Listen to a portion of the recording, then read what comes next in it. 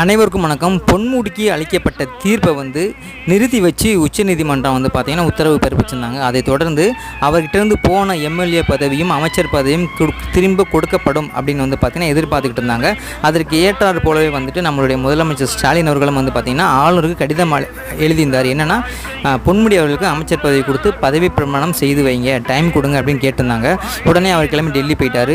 இது இடையில் என்ன சொன்னாங்க அப்படின்னா, அவர் டெல்லி போனதுக்கும் இந்த விஷயத்துக்கும் சம்மந்தம் கிடையாது, அவர் போயிட்டு வந்ததுக்கப்புறம் பதவி பிரமாணம் செய்து வைப்பார் அப்படின்னு நம்மளும் பேசியிருந்தோம். ஏன்னா ஒரு முதலமைச்சருடைய அவருடைய இன்ட்ரெஸ்ட் அது அவர் யார் அமைச்சர்னு சொல்கிறாங்களோ அவங்கள பார்த்திங்கன்னா ஆளுநர் போடணும் அப்படிங்கிற சட்ட விதியாக இருக்குங்கிற காரணத்தினால அவர் பதவி பிரமாணம் செய்து வைப்பார்னு சொல்லியிருந்தோம். ஆனால் அவர் வந்த உடனே பார்த்திங்கன்னா இவருடைய வழக்கு உச்சநீதிமன்றத்தில் நிலுவையில் இருக்க காரணத்தினால அவருக்கு பார்த்திங்கன்னா பதவி பிரமாணம் செய்து வைக்க முடியாது அப்படின்னு ஸ்டாலின் அவர்களுக்கு பார்த்திங்கன்னா கடிதம் எழுதியிருந்தார்.